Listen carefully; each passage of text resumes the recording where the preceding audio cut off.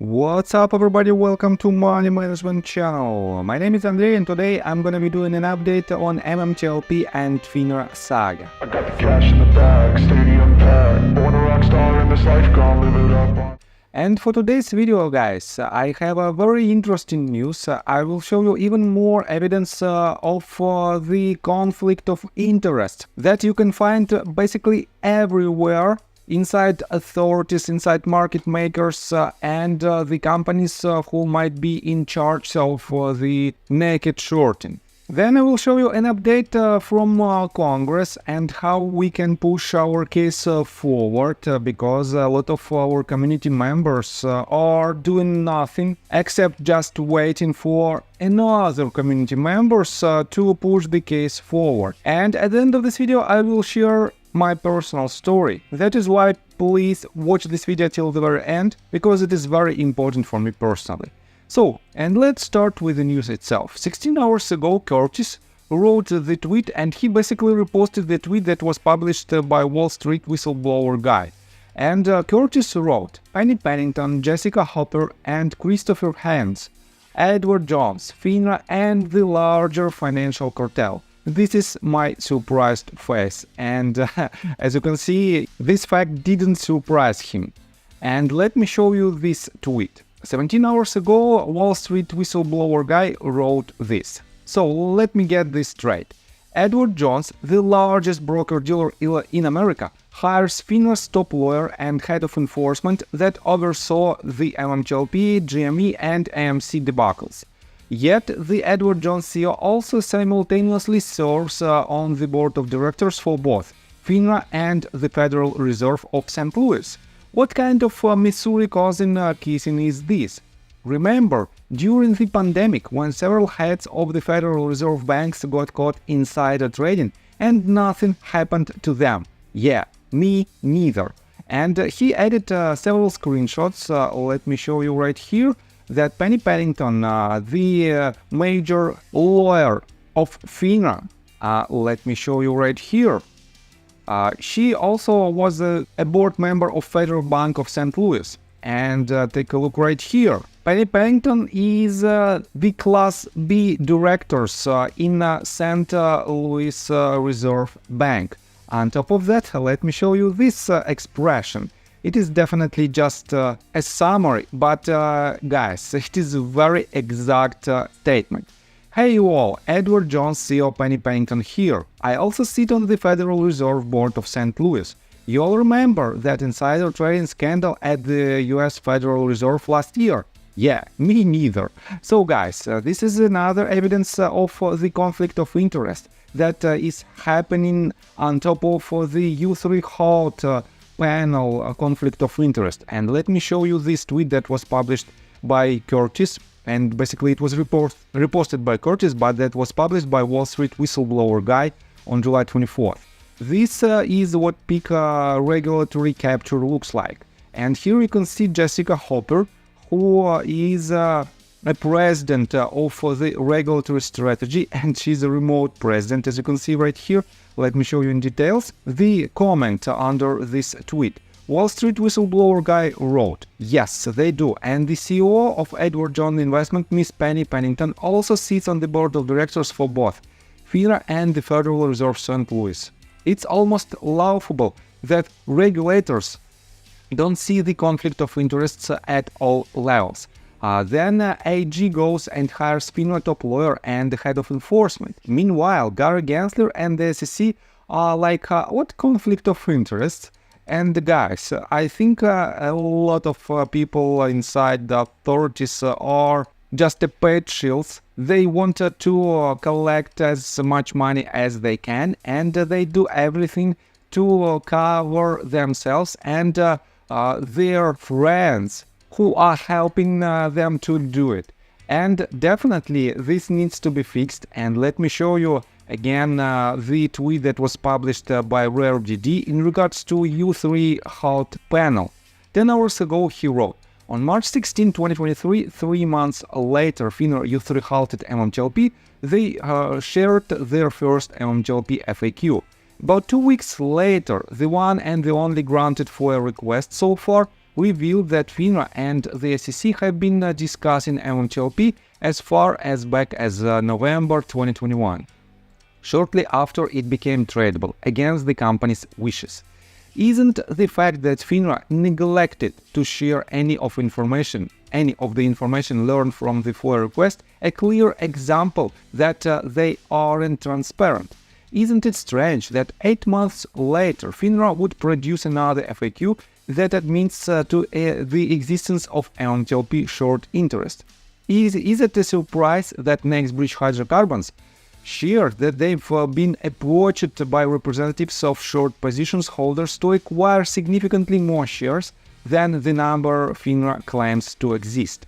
While I do recognize how absurd it might seem to these three-letter agencies, as if social media was an acceptable form of alerting them to a crime, I can assure you that they've already been notified outside of social media.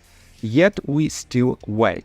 And he added these screenshots where, as you can see, it is a FOIA request where Sam Drady wrote to Patricia Casimates, and she is the member, let me show you, she is the member of U3 Halt Panel. Let me show you again this tweet.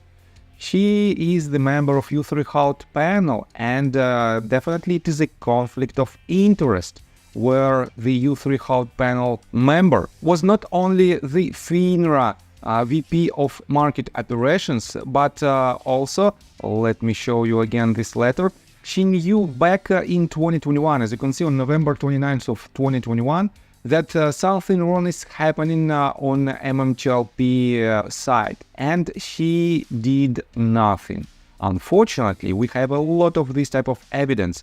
And that is why, guys, we can clearly say that it is a pure conflict of interest, and it is not a coincidence when we have this U3 halt that was implemented about 18 months ago, and we still don't have any resolution of this case. So, guys, take a look right here. The next tweet from RareDD shows this. What's the role of Finra's UPC committee? This is the committee responsible for U3 halting trading in MMTLP 2 trading days earlier than planned. The irony is that this committee's existence is to prevent misunderstandings and disagreements like the one we've experienced over the past 19 months. The 10 members of this committee during December 2022 had over 200 years of combined experience. How did they fail so miserably, and why haven't they all been questioned in a congressional hearing? Why is it that the SEC is yet to address the conflicts of interest concerning their firm's exposure to MMTLP short positions? And guys, definitely, we have so many documents that proves that Finra did nothing, and they knew in advance about the tricky, let's call it this way, tricky situation, and at the same time they just stay calm and they did nothing until the U3 halt. On top of that, guys, take a look right here. If I come back to the Junk Service Twitter account, you can see that she also reposted the tweet that was published by Costas. And guys, we pretty much forgotten about the Congress members who might help us and who can help us in our case. And Costas wrote this. Hey, Representative Andy Ogles, TRCH constituent here. You can file complex impeachment paperwork, but you can't file a simple request for the MMTLP audited share count from Finra, SEC, the DTCC, or Gary Gangster, who have been fighting against doing their jobs of being transparent, which has frozen my constitutional property right for over 600 plus days. Regulators have failed to answer anyone's request, including the real Donald Trump, J.D. Vance, Representative Ralph Norman, Mike Crabbe, Pete Sessions, and 70 plus other representatives looking for that simple answer. Shocking, especially when we know the regulators have had the answer since December the 5th of 2022. Share that, but they won't because it exposes the truth they are fighting to withhold. And guys, we all know that we are in this season of election. It is a a huge year for the entire US political system. And Donald Trump is definitely one of the most prominent and the most possible candidate for the US president. And I think he will be a 47th president of the United States of America. And his case, DJT case, is extremely important for us as well, because with this case, our case connected so closely to his company. And we were attacked by the same wrongdoers, and that is why we can push our case through Donald Trump and Devin Nunes and DJT case as well. But guys, don't forget about the Congress members. Every one of you, and you know that I'm not a US citizen, that is why I cannot send any requests to Congress members, but any one of you can send these requests, because every Congress member has to decide whether or not he or she will try to race for the next congressional season. And that is why, guys, in my opinion, they are in quite a tricky situation, because they have to use any possible way how they can attract more votes for them, and our case might help them, or might close the door right in front of them to be this to achieve this goal. And that is why, guys, I think this type of tweets, this type of letters are extremely important for us as a community, and we have to push this case forward no matter what. And guys, I have to say that for now we have a lot of actions from the people who are trying to, let's put it this way, mislead the major number of MMTLP community members by posting some interesting, so-called interesting tweet. So let me show you this. Sam I am, the person who is also an MMTLP shareholder, but he is trying to mix the two basically cases. One case is the pump and dump scheme, and you know that John Burda, George Palikras and MMAT were fined by Securities and Exchange Commission just 1 month ago at the end of June because of the potential pump and dump activity during the 2021 and beginning and the middle of 2022. But guys, do not be confused. These two cases, I mean the pump and dump scheme and the illegal U3 halt, because of which all of you stuck in this asset, are completely different. And yes, if John Burda and George Palikras are guilty, they have to be punished. But guys, believe me, it is not their fault of the U3 halt. And you know that John Burda told multiple times that he is witnessing a suspicious activity from the side of authorities in regards to MMTLP shares.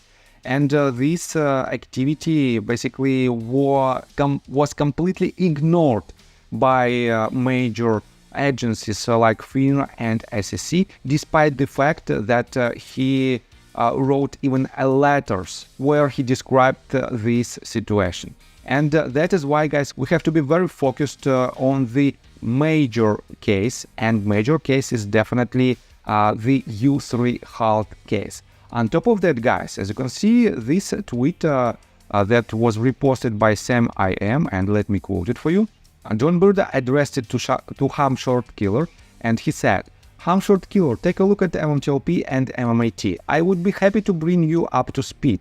Falls right in line with the companies you are shedding light upon." And on the one hand, yes, you can think that he's trying to pump MMTLP and MMAT. But guys, if John Burda is guilty, why in the world he didn't erase, he didn't delete this tweet? And we are on his Twitter account, as you can see. And this tweet was published on December the 1st of 2022, and he didn't delete it. Why in the world he didn't do it? The answer is obvious. In my opinion, he was not involved in this pump and dump scheme, and by the way, In response to the fine that was implemented to him and George Palikars, John Burda said that he will fight back and he will file a lawsuit against SEC in regards to this case. And that is why, guys, we have to be very cautious with any of our judgments, and we have to take a look on the upcoming events that will happen around John Burda's activity. On top of that, guys, let's take a look on Finx tabloid Twitter account, and he reposted this tweet that I just showed you. Right here you can see that he pinned the tweet that he published 16 hours ago, and he wrote, "Updated timeline for GTII's defamation, libel, slander lawsuit against Richard Hoffman. Richard's response is due on September the 10th of 2024. And guys, you know that Richard Hoffman was a headliner of MMTLP case, and he's also a headliner of GTII case because of his experience and because he was he is a GTII and MMTLP shareholder. And that is why, guys, all of these cases of mine or companies are connected one to another, and that is why we shouldn't be diversified by wrongdoers and by authorities. We have to unite and we have to fight back. And guys, let me tell you my personal story. I have a wife and 2 children aged 11 and 15, as well as a small dog. After 30 years of living in Russia near the Baikal Lake, we decided to move. Now we reside in Serbia. Although I don't own any MMTLP shares, I invest a lot of time creating daily MMTLP videos. I have been doing this every day without days off and holidays for more than 1.5 years. Now I wish to buy back this time from my family, from my children. We've agreed that I will ask the MMTLP community to support me, and I will give all the money to the children. Therefore, if you believe that I am providing useful content for you and wish to support me, you can join my Patreon account. For $5 a month, I will add your name to my list of supporters if you wish. Thank you in advance. The link you can find in the description below.